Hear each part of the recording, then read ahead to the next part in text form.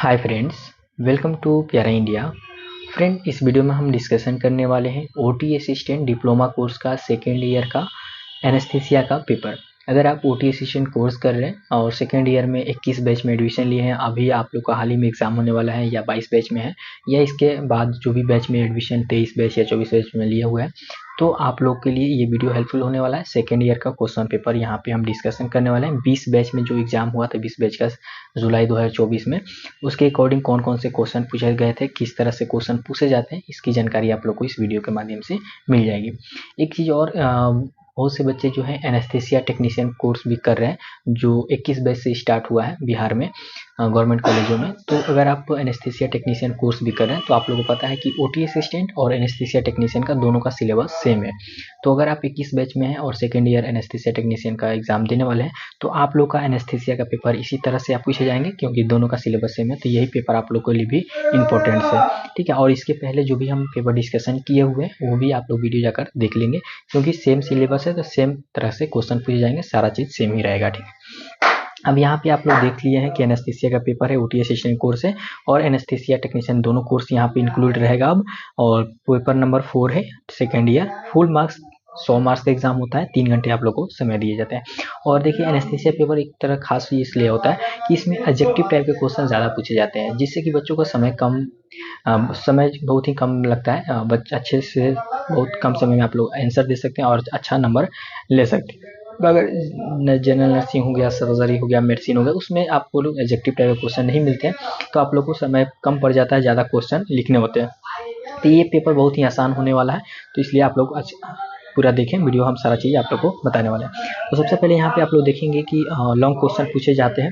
तो long question यहाँ पे 2 क्वेश्चन यहाँ पे लिखना होता है, 20 मार्क्स का एक क्वेश्चन होता है, टोटल 40 नंबर का। और यहाँ पे क्वेश्चन नंबर 1 देखिएगा, इसमें दिया गया आंसर एनी 2 क्वेश्चन। यहाँ पे 3 क्वेश्चन पूछे गए हैं, तीनों में से कोई 2 का ही आंसर देना होता है और दोनों क्वेश्चन बीबीसी विभाग का है। तो इसमें पहला क्वेश्चन यहाँ पे आप लोग देखेंगे दिया गया है, a full term pregnancy planned for emergency cesarean section. Describe the trolley arrangement for surgery and trolley arrangement for spinal anaesthesia. तो यहाँ पे सिंपल से ये करना है कि अगर इमरजेंसी में सिजेरियन सेक्शन आता है, प्रेगनेंसी वोमेन आती है, तो उसमें हम क्या प्लान करेंगे, फिर उसके बाद ट्रॉली अरेंजमेंट किस तरह से करेंगे, और एनेस्थीसिया जो होता है दिलाता है स्पाइनल एनेस्थीसिया, तो उसके लिए हम ट्रॉली अरेंजमेंट क्या करेंगे। तो ये सारा चीज़ आपको लिखना होगा। अगर आप ओटी असिस्टेंट है या एनेस्थीसिया टेक्नीशियन है, तो ओटी में काम किए होंगे तो बखूबी आप लोग को पता होगा, ये सारा चीज़ आप आसानी से लिख सकते हैं, ठीक है। ये क्वेश्चन आसान था। उसके बाद बी नंबर क्वेश्चन है कि एक केस ऑफ है appendix posted for planned laparoscopy and appendectomy. Describe pre-anesthetic drugs and trolley arrangement for surgery and general anesthesia. तो यहाँ पे अपेंडिक्स का जो सर्जरी होता है उसके बारे में लिखना था, अपेंडिक्स क्या होता है, उसके बाद उसके ट्रॉली अरेंजमेंट हम कैसे करते हैं, कौन कौन से ड्रग्स यूज करते हैं प्री एनेस्थीसिया में सर्जरी से पहले। तो ये सारा चीज़ यहाँ पे लिखना था। तो ये भी पढ़े होंगे तो आसान से आप लोग इसका आंसर लिख सकते थे, या अगर नेक्स्ट एग्जाम देंगे तो ये ऐसा क्वेश्चन ही आप लोग को इस टाइप का ही आएगा, तो इसलिए तैयारी इसी तरह से आप लोग को करना होगा। उसके बाद नेक्स्ट क्वेश्चन है 3 नंबर की, case of blunt trauma abdominal with abdominal distension come in the emergency OT. Discuss the management and role of OT assistant. यानी कि अगर कोई ट्रामा पेशेंट आता है एब्डोमिनल से संबंधित, तो उसमें हम क्या क्या इमरजेंसी ओटी में क्या कर सकते हैं, उसके बाद उसका मैनेजमेंट कैसे करेंगे, ओटी असिस्टेंट का मेन वहाँ पे रोल क्या होगा, ये चीज़ आप लोग को लिखना था। अब देखिए नेक्स्ट क्वेश्चन आप लोग आता है क्वेश्चन नंबर 2। ये जो है शॉर्ट लॉन्ग क्वेश्चन है, इसमें 2 क्वेश्चन का देख सकते हैं, इन 2 क्वेश्चन का आंसर देना है। 4 क्वेश्चन पूछे गए हैं, एक क्वेश्चन जो है 10 मार्क्स का है, तो इस प्रकार से यहाँ से 20 मार्क्स आप लोग को मिलने वाला है। तो इसमें 4 क्वेश्चन है। जैसे फर्स्ट क्वेश्चन ये है कि right the procedure and structure prepared in spinal anaesthesia. तो यहाँ पे स्पाइनल एनेस्थीसिया का स्ट्रक्चर क्या होता है, प्रोसीजर क्या होता है, इसी के बारे में आपको कौन कौन से पासेस करता है, स्पाइनल एनेस्थीसिया हम देते हैं तो किस किस पार्ट से पास होता है, तो ये सारा चीज़ आप लोग पढ़े होंगे तो आसानी से आप लिख सकते हैं, ठीक है। उसके बाद ट्रॉली अरेंजमेंट फॉर इंटूबेशन, तो इंटूबेशन हम जब करते हैं तो क्या क्या ट्रॉली अरेंजमेंट है, उसमें कौन कौन सा इक्विपमेंट रख सकते हैं, तो ये चीज़ यहाँ पे लिखना होता है। फिर थर्ड क्वेश्चन था कि right method of OT sterilisation, तो ओटी जो रूम होता है उसको स्टेरिलाइजेशन कैसे करते हैं, उसका मेथड क्या होता है, तो ये चीज़ आप लोग आसानी से भी लिख सकते हैं, ओटी के बारे में आराम से कैसे स्टेरिलाइजेशन किया जाता है। नेक्स्ट क्वेश्चन था बेसिक लाइफ सपोर्ट क्या होता है, ठीक है, तो इसके बारे में भी आप लोग BLS जो होता है इसके बारे में लिख सकते थे। तो तीन चारों क्वेश्चन आसान थे, किसमें इसी में से 2 क्वेश्चन ही लिखना था। अब देखिए यहाँ से ऑब्जेक्टिव क्वेश्चन स्टार्ट होता है और ये मात्र आप पढ़े होंगे सही से तो 10 मिनट में भी आप लोग के लिए 5 मिनट भी काफ़ी है, और यहाँ पे लगभग यहाँ पे आप लोग देखेंगे 20 और 40 मार्क्स का आप 10 मिनट में आंसर दे सकते हैं। तो चलिए हम देखते हैं कौन कौन सा क्वेश्चन ऑब्जेक्टिव टाइप में पूछा गया था। तो सबसे पहले यहाँ पे फिल इन द ब्लैंक्स पूछा जाता है। तो फिल इन द ब्लैंक्स में यहाँ पे आप देखेंगे 5 क्वेश्चन है और एक क्वेश्चन जो है 2 मार्क्स का है। तो यहाँ पे सावधानी पूर्वक आप लोग को आंसर देना होता है कि अगर एक भी क्वेश्चन गलत हुआ तो 2 नंबर आप लोग का सीधे चल जाएगा। तो देखिए पहला question fill in the blanks में था कि द कलर ऑफ प्रोपोफॉल, तो प्रोपोफॉल जो एक एनेस्थीसिया मेडिसिन है, ये इसका कलर कैसा होता है, ये चीज़ पूछा गया था। तो ये मिल्की वाइट होता है, आपको बुक में पढ़े होंगे आसानी से, आप लोग को ये चीज़ पता होगा। नेक्स्ट क्वेश्चन यहाँ पे दिया गया था कि is the drugs of chosen anaphylaxis reaction, anaphylaxis जब रिएक्शन होता है तो हम कौन से ड्रग्स का यूज करते हैं, तो यहाँ पे इपिनेफ्रिन होता है या एड्रेलिन हम कह सकते हैं, इसको एड्रेलिन भी कहते हैं, आप लोग ओटी में ज़्यादा एड्रेलिन नाम का सुने होंगे, तो ये इपिनेफ्रिन या एड्रेलिन हम यूज करते हैं। सी नंबर क्वेश्चन था कि the drugs is used to treat bradycardia in spinal anaesthesia, तो जब स्पाइनल एनेस्थीसिया दिया जाता है तो ज़्यादातर हम देखते हैं कि ब्रेडिकार्डिया पेशेंट को होता है, तो उस समय हम कौन सा मेडिसिन का यूज करते हैं, तो यहाँ पे हम एट्रोपिन का यूज करते हैं। तो इसका आंसर जो होता है सी का एट्रोपिन होगा, ठीक है। तो इसी तरह से आप लोग को भी तैयारी करना, देख सकते हैं क्वेश्चन लेवल कितना आसान है। जो आप ओटी में काम कर रहे हैं उसी से रिलेटेड ड्रग्स वगैरह वहाँ से ही क्वेश्चन पूछे जा रहे हैं। तो मेनली आप लोग को अगर काम भी कर रहे हैं ओटी में तो आप अच्छे से जान रहे हैं, तो वही चीज़ यहाँ पे क्वेश्चन में पूछा जा रहा है, तो आप आंसर आसानी से लिख सकते थे एनेस्थीसिया वाले पेपर में। अब नेक्स्ट जो क्वेश्चन था इसमें कि द इलेक्ट्रिक एबनॉर्मलिटी, जिसे एरेथमिया भी कहते हैं, of heart the can be diagnosed by dash test, मतलब कि जब हम एरेथमिया जो होता है उसको हम किस टेस्ट के द्वारा हम चेक करते हैं, कि कौन सा टेस्ट कराते हैं, तो यहाँ पे सिंपल सा ECG टेक्निक होगा, ECG टेस्ट हम लोग कराते हैं। उसके बाद इंजेक्शन मेफेटार्मिन होता है, मेफेटार्मिन जो होता है, या इसे हम टर्मिन भी कहते हैं, तो ये हम यूज किस लिए करते हैं, क्या इंक्रीज करते हैं, तो इससे देखिए क्या होता है कि जब पेशेंट को हाइपोटेंशन में चल जाता है, ठीक है, हाइपोटेंशन या कि बीपी कम हो जाता है, तो उसको बीपी हम बढ़ाते हैं, इंक्रीज करते हैं बीपी को, तो हम बीपी इंक्रीज करेंगे तो हाइपरटेंशन हम कराएंगे, इसके लिए हम बीपी इंक्रीज करते हैं। तो यहाँ पे सिंपल से बीपी लिख सकते थे, ठीक है, यहाँ पे क्या इंक्रीज होता है, तो बीपी इंक्रीज होता है, ठीक है, तो यही आपको बीपी इसका आंसर होगा। अब यहाँ पे ट्रू और फॉल्स होता है, यानी कि सही और गलत बताना था, यहाँ पे स्टेटमेंट दिया गया, ये सही है कि गलत है, ये चूज करना था। क्वेश्चन नंबर 4 यहाँ पे आप लोग देख सकते हैं। तो यहाँ पे फर्स्ट क्वेश्चन दिया गया है कि ए साइज ऑफ ग्रीन इंटोवेशन कैनुला, यानी कि जो कैनुला होता है उसका जो साइज 20 नंबर, जो 20 गज का जो साइज होता है उसका कलर क्या ग्रीन होता है, तो ये चीज़ आप लोगों को बोला गया था कि ग्रीन होता है, तो ये चीज़ जो है गलत है।